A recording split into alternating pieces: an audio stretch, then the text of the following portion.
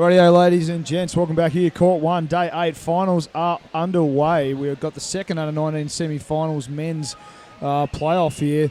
Australia versus La France, Viva La France in the under-19 men's division. Joining me in the commentary box today, it's certainly their pleasure for them to be here with me. Nick Martin, how are you, Nick? Stu, thanks for having me back. Still on a high after the excitement of that last game. The GB-NZ, first of these semi-finals, absolutely cracking match. And I expect in 5 seconds when this game starts here, we are in for another treat, Stuart. Yeah, it really is going to be the battle of the two very different styles here. Both teams actually set up pretty much 3-2-1 or 3-3, however you want to call it. But the way that they use those structures are very different in the pool. Move your arm.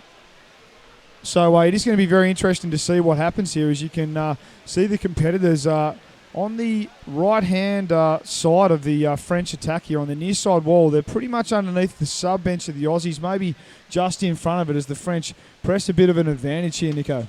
Yeah, look, I'm expecting a fantastic game here. If we look back to the round robin, these teams met in game 189, France versus Australia. France coming away with a 4-0 victory in that game. We've seen in the round robin, the French have put 47 goals in the bun, and Australia have managed only 18. The French have conceded 2. Australia have conceded 21. So certainly if I was a stats man, I'd be putting my money on the French. But obviously I'm Australian, so I don't care about the stats when my country's playing, and I'll back these Aussie boys until the horse has bolted.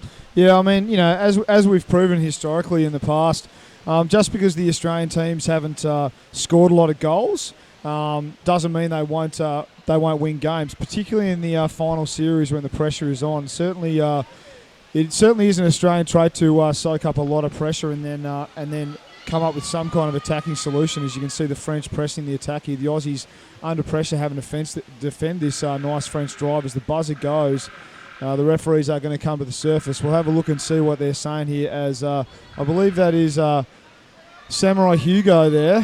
He's back. He's 2 games in a row. I hope he's greased the elbow, because I really wouldn't like to see that crisp hands Hugo letting me down. As we see the hydro banner being splashed there for a second, we have a bidding war, Stuart. A 100% flat-out bidding war. Yeah, Graham Henderson, AUF president, put in $500 to be our leading bidder. He then got matched. Hydro Underwater Hockey, $550, who then got matched again with an extra 6. With an extra 55, as we see a push on the tray here, but clean by Australia. An extra 55 put in by Henderson, and then backed by an extra $6 from Hydro. So we're now Hydro clear at $556 from Henderson on $550. As Viva la France, allez, allez, allez, to Thomas de Trebon, who joins us in the commentary booth for the first time. Welcome, Tom. Merci Nick. Bonjour tout le monde. Donc nous voici en direct de la demi-finale. C'est donc un très gros match pour les Français. Donc là, nous ne pouvons pas voir les images actuellement. Voilà, nous voyons les images. Donc les Français sont en blanc. French are in white. French are in white. Yeah. We've got a push on the tray, signalling from the referees. All 3 refs with their hand in the air, and it's a goal to French number 5 there, Tom. The vice-captain, Adrien Marant, putting that one in. Adrien Marant, vice-captain, so it's a good moment for him. Oh, no, they say it's number 2. No, 5. 5, Adrien. Oh, sorry. Oh. Désolé, je suis parlé en français. Donc c'est Adrien Marant, Adrien Marant de Moiran, si je ne me trompe pas. Et donc c'est encore un but pour lui. Là, on reprend l'engagement. As that's not the start Steve Cleary's boys from Australia would have wanted there, Stu, finding themselves 1 goal down 3.5 minutes into this game. Yeah, no, it's not. But then at the same time, it is early days in this semi-final match, and you can see the Aussies are on the counter-attack now after that strike has played out. They're going down the far side right wall, and they're on a nice little run here, really putting some attacking pressure on the French defence, asking some serious questions of those lads. As you can see the puck over on that far side attacking area for the Aussies. The French are starting to come back on a nice little counter-attack. It'll be interesting to see if the French stay on the wall or actually try and find some space in this game, Tom. Yeah, définitivement, c'est une très bonne question. Donc, est-ce que les Français vont rester sur le mur ou ouvrir, ou est-ce que les Australiens vont être capables d'ouvrir? Donc, nous en savons rien encore actuellement, mais les arbitres sont là pour défendre. Et une nouvelle fois, une pénalité contre les Français. Donc, effectivement, l'arbitrage est assez dur. Donc, tous les Français s'en plaignent, mais Mais comme je l'ai toujours dit, si les arbitres voient quelque chose, ils le sifflent. Donc c'est à nous de prendre les devants et d'être en amont et d'être capable de ne pas faire tant de fautes. I could not agree more with you, Tom, as the Australians taking advantage puck. Press the centre channel right at the start of the highway to the danger zone. The French doing a good job of driving it out through the middle. A big flick goes in. It's under pressure. It's getting driven out to that far side there, Nico.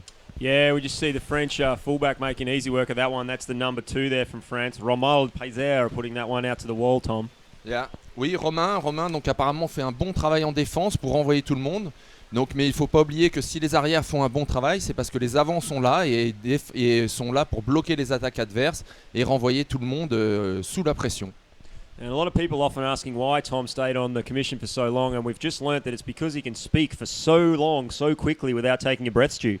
Well, I'll tell you what, he certainly hasn't taken any time to warm up in the commentary box here, ladies and gentlemen. He's pretty much hit his straps from the word go, so I'm very impressed with his vocal prowess. I'm not so impressed with his facial racoonery at this moment in time. A very unimpressive beard that Tom's got there. I'm looking for him to do a little bit more facial growth as this second last day of this competition continues there, Tom asks. Yeah, and sorry, I have to reply in English. I'm very not happy with you, and if I was the president of the world, I would fire you. Désolé à tous. Donc, pour ceux qui ont compris, donc les Anglais sont en train, enfin les Australiens essaient de se moquer de moi, mais rassurez-vous les gars, je leur ai bien éclaté les fesses comme on dit en français. As we see a strong fast break from the French there as they get some numbers in off their sub bin and get fresh people down. Australia making a good steal and just recycling that puck out to the wall for some safety there. But the French keeping the numbers down, and it seems to be going either way apart from that first early goal there, Stu. Yeah, it is. The pressure is on for both these teams here as the French go for a nice little attack down the near side wall. We could just flick to the next view as the referees call up an infringement on number 9 there for France for a warning for obstruction. So that's a bit of obsessive hugging going on there, Thomas. Yeah, the number 9, Valentin Carré, just to interrupt you there, Tom, getting warned for excessive hugging. Yeah, c'est donc le problème, hein. Il faut toujours être sur le palais et pas sur la personne. Être sur le palais, c'est pas forcément facile, mais il faut vraiment se donner à fond pour arriver sur le palais et faire aucune faute. On a un championnat du monde, on n'a pas le droit de faire de faute et les Français font encore trop de petites erreurs comme cela. It's going to be an interesting battle both in the pool and in the commentary box today, ladies and gentlemen, because there's three very energetic boys in this box that do like the sound of their own voice as the French go on a nice little attacking swim all the way down the centre channel. I don't think it's going to be cut down by the Aussies. That puck is in the tray and the French are 2-0 up against Australia. That's a confirmed goal, and I believe that's number 6 there, Tom. Number 8, Clement Aracas putting that one in, but it was actually the number 5, Adrian Marant, the vice-captain there, who came up mid-court as that guy went away, fist pumping prior to even getting anywhere near the goal, Tom. The early celebration there from the French player. Yeah, définitivement, ils sont très contents. Ils ont fait un long, comment on dit, un runaway en anglais. Donc ils ont nagé beaucoup. Et pour les Français, pour les Australiens qui sont quand même des gros nageurs, c'est une belle démonstration pour les Français de leur montrer qu'on est aussi l'équivalent d'eux, non seulement tactiquement, mais physiquement. Donc ça, pour les Australiens, c'est très mauvais. Ce que je sais aussi, c'est que le premier match, il y avait 2 Australiens qui n'étaient pas là, 2 de leurs meilleurs joueurs, et je pense qu'ils créent un petit problème, et ils ont pensé qu'en prenant leurs 2 meilleurs joueurs, ils allaient pouvoir battre les Français. Mais non, nous sommes là, les gars ne le savaient pas, je ne leur ai pas dit, mais je leur dirai à la fin, et c'est encore prêt à être une encore plus belle victoire, pas vrai, Stu? Thank you very much, Tom. As we look at the live chat, and Andre Heller from over in New Zealand is saying, "Get that Frenchman Thomas out of there." So he's obviously not happy with the kind of almond croissants that Thomas is putting down here. But I'll tell you what, it's certainly lovely to have the dulcet tones of Thomas in the commentary box as the last 5 seconds of this time out here ticks over. The French out to an early lead, 2-0 against Australia. So the Aussies are really going to have to dig deep and come up with something special there, Nico. Yeah, looks, I think, a wise time out from Steve. Wiry man Cleary calling that one and settling his boys down. I think Coach Paul Barrow, the French coach there, will be very happy with the momentum his boys have built off the start. But 2-0 in these games we've seen still means it's very much anyone's game, and it's very early here in this game as we're halfway through the first half, Tom. C'est tout à fait vrai, Nick, c'est vrai. Ce match vient seulement de commencer, 2-0, 7 minutes, il reste encore 23 minutes à jouer, c'est énorme. Est-ce que les Français vont pouvoir tenir aussi longtemps que ça? S'ils ne font pas de fautes, oui. S'ils font des fautes, non. Donc la réponse est dans leur jeu et avec les arbitres. Yeah, it was Chris Pan's Hugo signalling that one there as a gloving infringement against the French, as we see them being pushed back as the Australians take this free puck just in front of their substitution box there, Stu. Yeah, setting up nice and straight, pretty much right in front of the French lines, and not surprisingly, the flick came straight into that structure. So straight through the French is where the Australians are trying to go at the moment, as they find a little bit of contested puck space as they drive it down this near side left-hand attacking area, as they go for a little bit of a flick into the centre channel, trying to get that puck into the highway to the danger zone, but counter-attack happening at the moment here, Tom, by the French.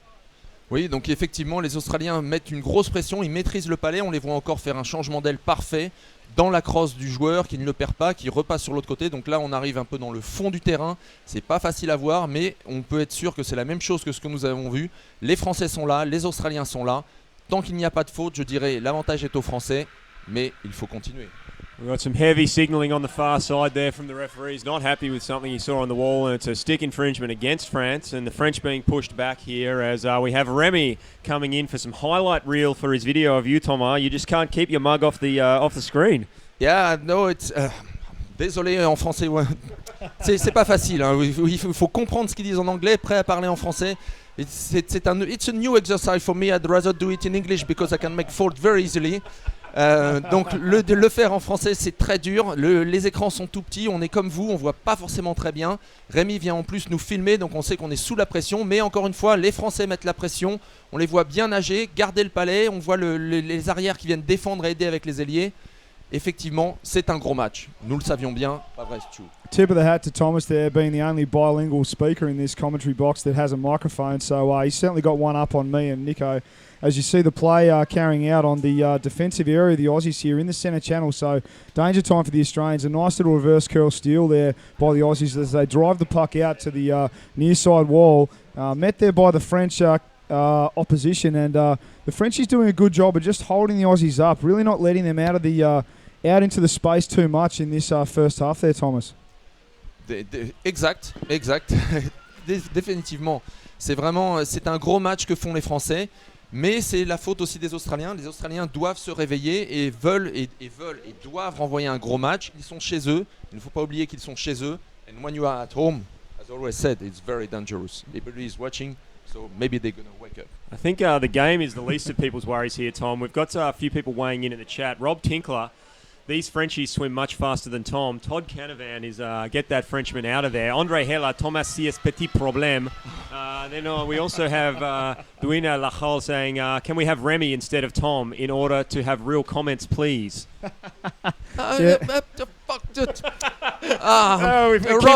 thought you were dead. Andre, you can play hockey. I can't remember. I saw you playing. Les gars, c'est vraiment horrible. Restez chez vous. Et est-ce que tu veux une baguette, Rob? Donc voilà. Allez la France. Allez la France. We have our first language breach in the commentary there for the week, Stu. We'll just Tom will be able to settle down now as the chat throws some props his way as we get back to what's actually happening here. Semi-final Junior World Underwater Hockey. With the puck just caught in front of the Australian substitution area there as they put some fresh numbers in and try and make a bit of a drive here, Stu. Yeah, good drive and then a nice little counter-attack. A lot of contested puck going on this near side wall here as the buzzer goes again, and we've got some extreme close-up of the referee action. Dangerous flick. Australian, they can't flick or they flick in the face of the French. That's not good. Yeah. Donc on voit les Français qui ont tiré dans la tête les Australiens qui tirent dans la tête des Français, ça veut dire qu'ils perdent le control. You're losing your control, my friend. Exactly what Thomas just said then. Unfortunately, Mason, the captain of the under-19 Aussie team, with a dangerous flick, so he's going to spend 2 minutes in the bin, just channeling some of his old man's flicking prowess there, Nico. Yeah, look, and if Mike Gillespie could figure out how to work his computer or phone or whatever it is, given his age requirements there, then I'm sure he'd be watching at home and he'd be a little bit disappointed to see Mace taking some time in the bun. But he's had a rough start to this tournament, Mason, getting sick early on and only playing from halfway through. But certainly his inclusion to this Aussie boys team has made a big difference. Tout à fait, donc c'est le fils de Mike Gillespie, le fameux Mike Gillespie, le gars qui a inventé le changement d'aile. Donc on voit son fils qui joue donc quasiment 20 ans après le changement d'aile. Bon, malheureusement il a fait une faute, donc son père est en train de regarder à la télé et son père ne doit pas être très content. I say, hello Mike, this is Tom, I play against you and I'm sure you'll be proud of your son. Not now because he's on the bin, but you will see him and I'm sure you'll be doing a good job. See you. Yeah, he's playing very well this competition, and unfortunately it's just one of those hazards for players.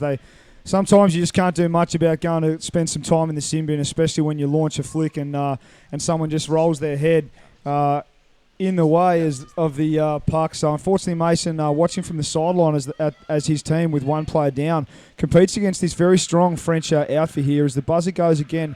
As the French drive in that centre channel, it just looks like stick infringement there against the French. So it's going to be an Australian free puck pretty much in the middle of the court on the right-hand far side there. Probably the first opportunity for a while the Australians have actually had a chance to do some attacking here, Tom. Définitivement, c'est un très gros match. Là, les Australiens sont toujours à 5 et malgré cela, ils sont encore en train de mettre de la pression aux Français. Les Français continuent à faire de fautes, comme je vous l'ai dit. L'arbitrage est très important. Les Australiens sont à 5 et je dirais the Australians they play better at 5 than at 6. So maybe you've got some Dutch blood in your vein.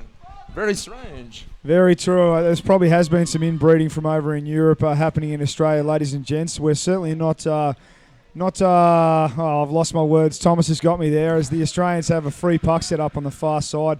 You can see them setting up pretty much on the line of the wall, right in front of the Frenchies again. So be very surprised the Aussies take it anywhere else as we want to go to the underwater shot here to try and see what's going on underneath the water for a change. But unfortunately for us, we're stuck on the surface. So you can see a whole bunch of, there we go, a whole bunch of swimming going on from the Aussies now. And like Tom said, we do like playing one player down, apparently, especially in the under-19 division, as they push that puck all the way to their attacking right-hand side of the court there, Tom. Sorry, Stu. Désolé, Stu. Now you're 6. So you say at 6 you play less. You don't play a good game. You have to be 5. Donc désolé les gars, donc vous avez vu ils sont revenus à 6 et malgré tout à 6 ils jouent moins bien qu'à 5. Mais ça arrive tout le temps, vous le savez bien quand on se retrouve à 5. Quand on se retrouve à 5, eh ben qu'est-ce qui se passe? À 5, on veut se surpasser, on veut montrer aux autres qu'on est là et on veut montrer aux gars qui est dans la prison qu'on est toujours fort. Ils reviennent à 6, ils voient qu'ils sont 6 et ils se relâchent un peu et pour ça ils reviennent dans leur cage. C'est à eux de revenir, les Australiens sont capables de bien faire, on le sait bien. Mi-temps. Les Australiens vont revenir, on le sait, c'est un match chez eux, ça va être très dur. Là maintenant, ce qui va falloir se passer, c'est que le coach arrive à concentrer encore ses joueurs et leur dise les gars, rien n'est fini, tout va recommencer, c'est un nouveau match qui commence. It's a new game we're going to start. So I will be happy to see the coach and to see what the Australian coach will say to this guy. Yeah, I think it's going to be very challenging for Steve Cleary here to generate some good advice for his teammates. It's certainly been all attack by the French in that first half and a lot of defence from the Aussies. They just started to generate some attacking movement in the last part of that second half. A big shout out to Hydro Underwater Hockey Gear for all their support in the donations area. If you guys are enjoying this stream, if you're enjoying watching this game and enjoying it being free, then please jump on board and donate some money to the cause. You can go to GoFundMe.com/Hobart 2017 and any donation would be appreciated. $1, $2, $50, or if you want to go to top of the table in the donation charts and start beating Graham Henderson, $560 is the amount you need to take the lead in the donations there, Tom. Alors tout à fait, donc c'est un championnat du monde, donc le championnat du monde ça coûte de l'argent aux joueurs. C'est une des premières fois où les joueurs sont obligés de payer de l'argent, mais sachez que dans tous les pays du monde, tous les joueurs, pratiquement tous les pays, les joueurs payent. Et je dirais un Australien ou un Néo-Zélandais, quand il vient à un championnat du monde, il paye 4 000 €. Aujourd'hui, les Français ont dû dépenser à peu près 1 500 € pour venir. Et nous leur offrons, l'organisation leur offre le championnat du monde et leur offre la vidéo gratuite. Mais pour faire cela, il faut faire aussi des donations. Donc si vous êtes content, c'est pas parfait, rien n'est parfait, mais on essaie de faire le minimum d'argent, de donner que ça coûte le minimum d'argent aux joueurs. C'est aussi pour ça qu'on vous demande d'aller payer et si vous êtes content, vous pouvez payer et faire dans les donations. Donc vous avez les sites web qui sont sur hockeysub.com et sur les autres sites en marche. Donc on est à 1 minute, les gars vont se repréparer. On voit les Australiens sont déjà prêts, les Français vont bientôt être prêts. Ils semblent, je dirais, relax, comme on dit. They feel cool, the French, but don't like it. We'll see. Yeah, finals hockey, it's always very challenging. Even with a 2-goal lead, you can never really afford to relax. You can never really afford to stop attacking. And I'm certain that this French team will continue to play their game all the way to the end. The Aussies are definitely going to have to come up with a different brand of hockey in this second half to what they played in the first half if they want to find solutions to this French problem that they're being that they're being presented with today. Quick shout out to Vincent Perrion and Debbie Gillespie and Peter Hodge, everyone else that's tuning in on the live chat. Thank you very much, guys, for watching, and I really hope you're enjoying this game as we are. The last few seconds of this time-out, or half-time, I should say, counting to an end. The second half kicking off, and it's going to be interesting to see what these two teams come up with. The French definitely playing a lot more on the wall than the Aussies, but at the same time, the Aussies not really able to bring that puck off the wall too much. As the buzzer goes, looks to me like it's against the French this time. Dangerous flick against the French. So my part. Okay. I'm very unhappy with that. And I say it en français. On ne tire pas à l'engagement en face. C'est une très grosse faute et je vais aller de ce pas à crier sur le coach et sur le joueur. On ne tire pas quand on arrive à l'engagement en face. On se retrouve en prison. C'est Kevin, copain. C'est pas bien, Kevin. Ton papa a dû déjà te l'apprendre. On ne fait jamais ça. 2-0. Ils peuvent revenir. On va voir si les Français tiennent. C'est une faute technique. On n'a pas le droit de faire ça. J'espère que les Français vont tenir. Mais les Australiens vont pousser. Je crois que c'est la première fois que les Français are at 5. So we'll see if Aussie gonna push them now. Yeah, that's right. It will be interesting to see if the Australians get a bit of advantage on the French with one player up 6 versus 5 as the French get a good quick sub in, get some fresh legs into this court. The Australians got the advantage puck at the moment. They're going to take that advantage over on the far side attacking area. Interesting to see if they go straight. They do, and they sort of crash into that French attack as the French come out a nice little counter-attack here. The Aussies quick to meet them there, and they're driving it back down that left-hand wall as the French sort of burst out on a big swim down the pool. As we flick to the next angle, there we go. We can see the Aussies streaming back there to cut down this French counter-attack here. And, yeah, I mean, it's tit for tat at the moment, Tom. Oui, effectivement. Donc là, on voit que les Français... Alors, est-ce que les Français les tiennent sur le mur ou est-ce que les Australiens n'arrivent pas à sortir et restent aussi sur le mur? Donc, on voit comme vous, on voit pas très bien. Quoi qu'il en soit, c'est aussi une bonne tactique. Ne pas s'ouvrir quand on est à 5, c'est forcément une bonne chose. Le Français doit avoir encore au moins 1 minute pour rester. Pour l'instant, ils ont tenu. On sait très bien que sur la première minute, les Français ou n'importe quel pays tient. C'est la deuxième minute qui est importante. Et c'est surtout quand on revient de la pression qu'il faut se reconcentrer et repartir. Donc là, c'est reparti. Stu, à toi. So the Aussies bringing that puck into the centre channel. A nice little recycle reverse curl by that right-hand forward there. Met there by the French opposition players. It's rocking and rolling right in the very start of the highway to the danger zones. The Aussies going on a drive and then the French on a big counter-attack. A very energetic, fast swim there. Picked up by the next swimmer, left-hander this time. There's a nice little reverse curl, then back to the front he goes. All the way to the near side wall. The Aussies very quick to defend this puck underneath their sub-bench. Be very surprised if they don't... counter-attack from here with a couple of fresh leg-type subs coming in as the French again pressing their advantage down into this deep corner. We could just flick to the next view so we can actually see what's going on in the corner there. But you get a good enough idea as we get the players from Australia trying to drive that puck out underneath the sub-bench. The buzzer goes and it's going to be interesting to see what the refs call up here, Tom. Tout à fait. Donc les gens nous posaient la question de savoir où était le site pour donner de l'argent au championnat du monde. Donc on vient de vous l'imprimer sur l'écran. Mais comme on l'a dit, hein, maintenant c'est aux Français de faire leur match. Encore un coup franc pour les Français. Donc je ne sais même pas s'ils ont eu quasiment un coup franc pour eux. Donc ils font beaucoup de fautes. Est-ce qu'ils vont réussir à tenir en faisant leurs fautes sans se trouver trop en sortie? Mais c'est effectivement un problème. Donc on voit, là on peut regarder donc le jeu, on le voit parfaitement. On voit que les Australiens maîtrisent bien la technique du jeu. Tant qu'ils arrivent à se faire des passes et à se donner le palais entre eux, ils sont forts. Quoi qu'il en soit, les Français continuent à pousser très fort et mettre une grosse pression, et surtout une grosse pression en étant tout le temps au fond. Et c'est aussi très important. Oh, you shouldn't have, Tom. I mean, you flatter me. I'm not actually that good looking, but thank you so much for telling me that. And as you can see here, there's a timeout called by Australia.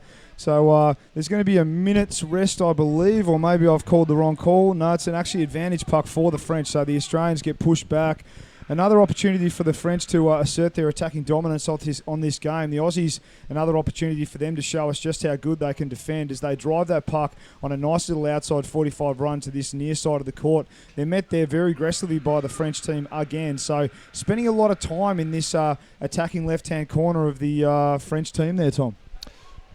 Effectivement, donc on voit les Français sont revenus à 6. Dès qu'ils reviennent à 6 et qu'ils ne font pas de faute, ils arrivent à vraiment envoyer du jeu, ce qu'on appelle, c'est-à-dire se faire des passes entre nous, mettre de la pression et surtout être au fond. En fait, quand on le dit toujours, on dit quand on veut gagner, c'est l'équipe qui gagne, c'est l'équipe qui veut gagner. Et aujourd'hui, les Français montrent qu'ils veulent gagner. I always say to the guy, the team who is going to win is the team we want to win. And what I can see is the French want to win. I would say sorry for you, but Australians, they don't want. Yeah, well, hopefully they'll find that need, that want in the last 10 minutes. Obviously, you can never really ride out the Aussies or any other team in the semi-finals with 10 minutes to go with only 2 goals to get back. But it's certainly, at the moment, all attack by the French and all defence by the Aussies there, Nico.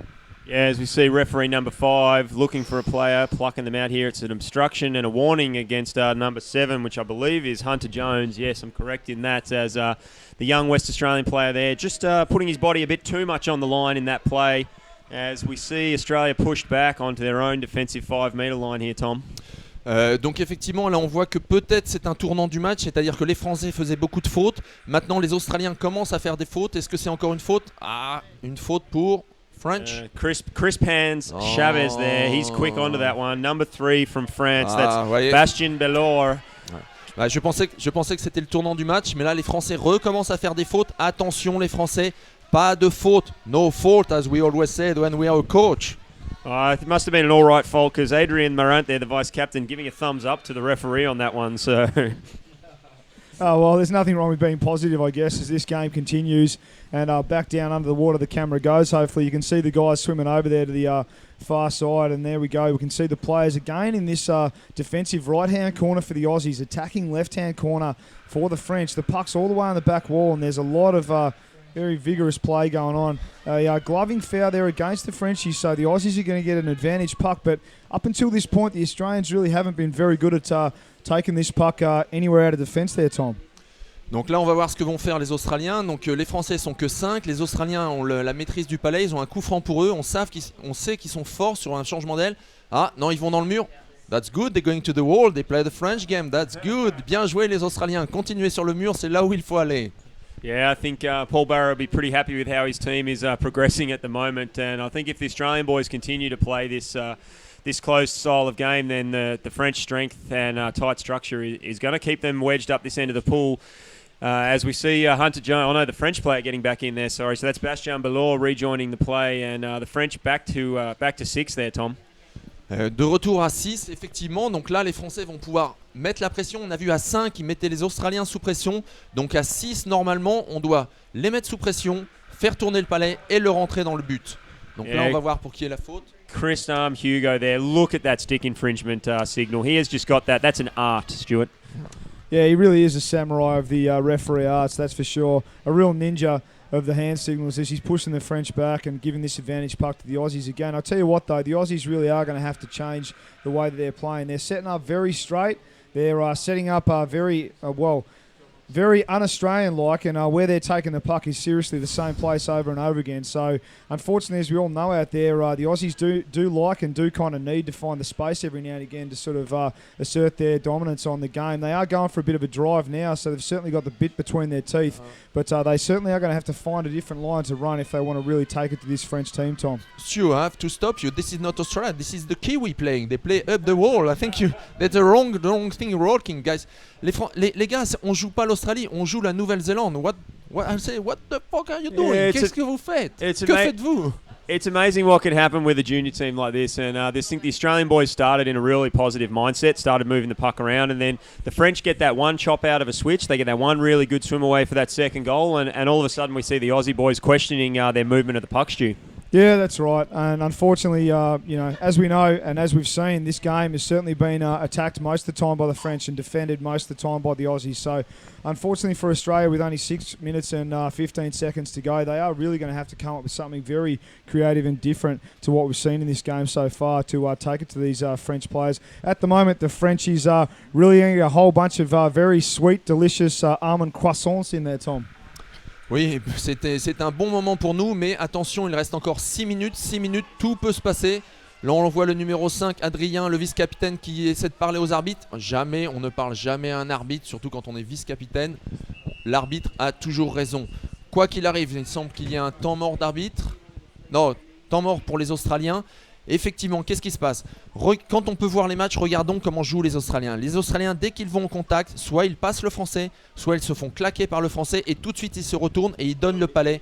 Ce qui est important, c'est toujours d'avoir le contrôle du palais. Les Australiens font très bien ça, ils redonnent le palais sur la ligne arrière, mais ils ont leur problème de connexion entre l'arrière, leur ligne arrière et la ligne avant. Ce que les élites font très bien, les élites sont toujours capables de renvoyer un très beau palais à leurs avants. Et là aujourd'hui, les Australiens ont du mal à faire ce petit geste technique qui est juste un tir très précis. Et ils n'arrivent pas à le faire. Alors, ils n'arrivent pas à le faire parce qu'ils sont sous pression, parce que les Français, effectivement, les empêchent, les mettent eux-mêmes sous pression. Ils arrivent en danger, et quand on est en danger, on fait des erreurs. Et aujourd'hui, c'est ce qui se passe. So just under 15 seconds remaining in this timeout. 5 minutes, 44 seconds remaining in this game, and the French leading the Aussies 2 goals, 2-0. Timeout France now, so obviously they wanted another minute to have a chat. Is this a mental tactic here from Paul, Tom, calling the timeout, or are his boys just very tired? That's tactical. Paul is a... oh là là là là, désolé, je parle en anglais, désolé les gars, désolé. Non, Paul c'est un très grand ami à moi, c'est un très grand joueur, il a montré des très très bonnes choses et c'est aussi un très bon coach. Et s'il reprend un temps mort, c'est qu'il sait que ses joueurs en ont besoin et il lui permet de leur redonner un petit peu de temps pour ressouffler. Il reste 5 minutes à jouer, pour l'instant c'est presque un sans faute, si on considère pas les petites fautes. S'ils ne font pas de faute, si les gars sont sereins, lucides, je dirais qu'on peut aller en finale. Mais we still have 5 minutes or 4 minutes to go. It's still a long way. Yeah, it's a very long way to go, and I think Paul with something to prove here after missing out on the 2000 team and not coming away in where that was an interesting game. I think that grand final. You guys possibly both playing teams there. Stu obviously getting sat out in that game, but still coming away with what colour was your medal in 2000, Stu? Wait, no, it was gold. It was gold, yeah. It was gold. Yeah, but remember this time it was no referee. He doesn't even know it was blind. Sorry. Encore une fois, ils se moquent de moi parce qu'en 2000, ils ont gagné, donc évidemment, ils se moquent de nous. Mais guys, what was the color of your medal in 1998 and 2008 and 2013, boys? We're talking about the last 20 years. We've hit a sore spot here, ladies and gentlemen. Yeah. Yeah, you had medals when you were talking on the edge of stones, but now it's okay and you don't have any more. I don't know. My one from last year is quite shiny. So all right, let's call this game. As we can see Australia getting pushed back onto their own defensive tray for a free arm there being signalled by the referee as we get back to the point at hand, which is there's 5 minutes to go for Australia to find 2 goals. Otherwise, this is going to be a French GB Grand Final, Stu. Yeah, that's right. As the competitive juices flow, not only in the pool but in the commentary box. And the Aussies set up for a defensive puck. Again, the French doing a lot of attacking. They push all the way to the back wall. They've got the puck on their stick. All the players go to the surface. Luckily for the Australians, there's one last guy down there, so he manages to clear that puck to the defensive right-hand near part of the court here for us. As you can see, the Frenchies getting a good amount of numbers around this puck and just biding their time.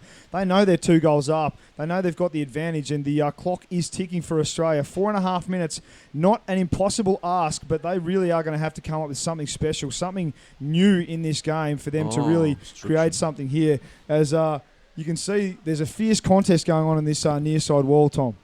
Donc là, effectivement, les Australiens, encore une fois, sont sous pression. On est 6, les Français sont sous pression. J'espère qu'ils n'ont pas fait de faute, mais à la vidéo, on a vu un Français faire une faute.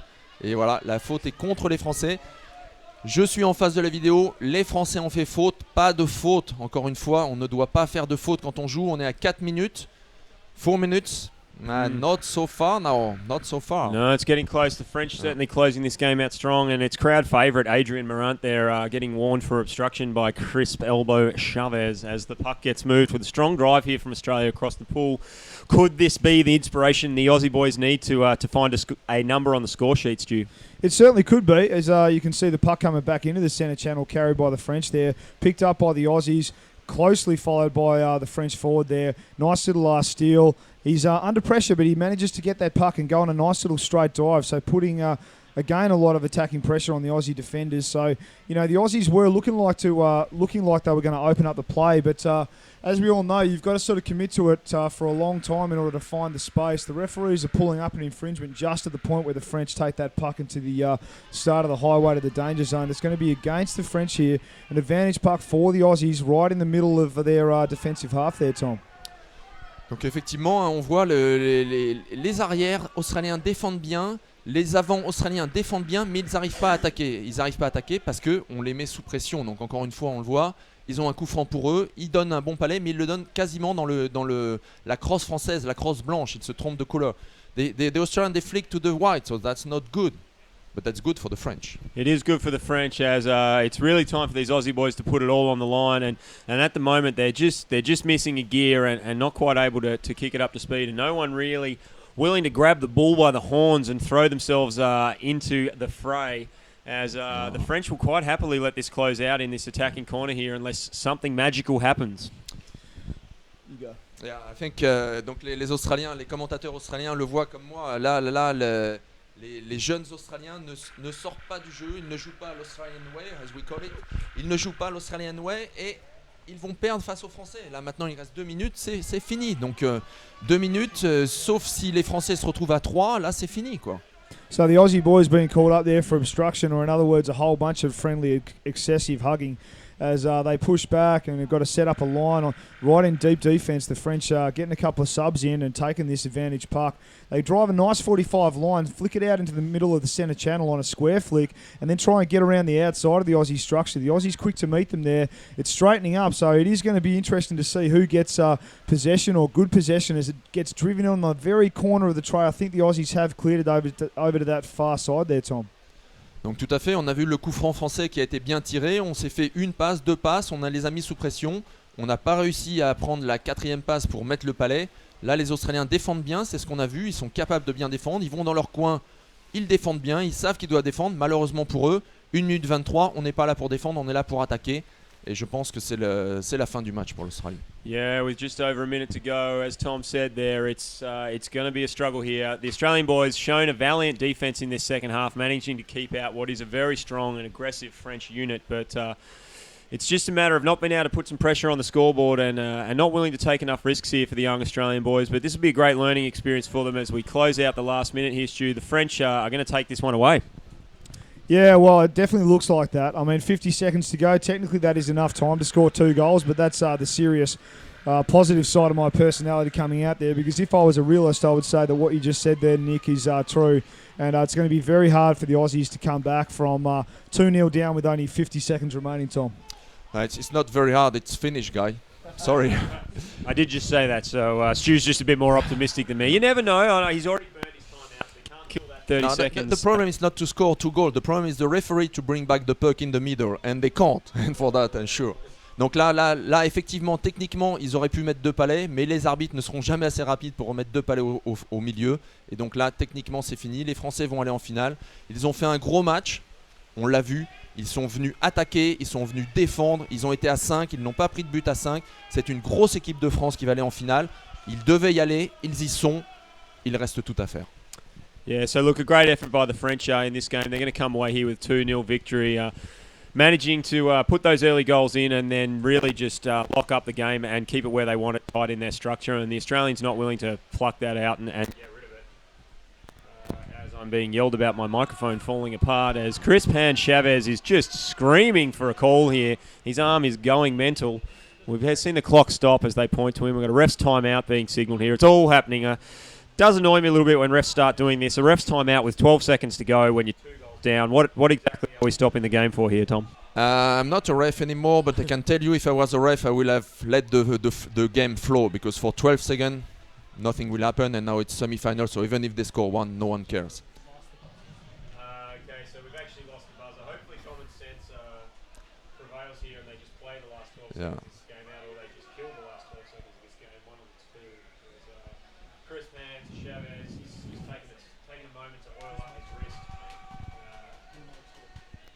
Yeah, so anyway, as we see the last 12 seconds of this game waiting to play out, the French are going to take this game out 2-0. And, recapping the game as we wait for this last 12 seconds to play, full credit to the Aussie lads for putting in a valiant effort, but really being outplayed for most of the game by the French team, essentially attacking all the time. And obviously, as we know, a good defence is a really good offence, and the French certainly have done that for the majority of this game. So you can see the Aussies getting pushed back for obstruction. The French guys will get will get the advantage puck here, and they'll see this last 12 seconds out, and these boys are going to go to the final with a whole bunch of confidence, and a very nice game played by the French there, Tom. Ok, donc ce qu'on a vu en fait, il y a eu un problème sur le micro et nous on disait mais laissez couler le match, il reste 12 secondes, 12 secondes c'est fini. Donc bon là les arbitres ont enfin redémarré le match. Un problème de radio, 12 secondes à jouer, le match est fini, les Français sont en finale. Ils ont fait un gros match des Français, un gros match du coach. L'arbitrage, toujours dangereux, on a vu une finale, ça se gagne aussi à l'arbitrage. Il va falloir que les Français fassent un effort sur l'arbitrage une fois de plus s'ils veulent revenir avec de l'or. Quoi qu'il en soit, we're gonna have one medal tonight, so we're happy. So the French advancing through there, so that makes it the Battle of the Channel tomorrow in what is going to be an absolute ball buster of a men's under-19 grand final. Where we see Great Britain coming up against the France in what was a nil-all tie rematch in the round robin, Tom. Oui, tout à fait. Donc c'était déjà un match 0-0. C'était les deux plus grosses équipes. Ils se retrouvent en finale. Ça va être un très gros match. Les Français contre les Anglais. We hate each other. No, joking. We never hate each other. It was in good old times. Nous sommes amis. We are friends. Nous sommes amis. But under the water tomorrow, no friend. Demain, sous l'eau, il n'y aura plus d'amis. Et le meilleur, et j'espère que le Français, le meilleur, va gagner. Voilà, voilà, comme on dit.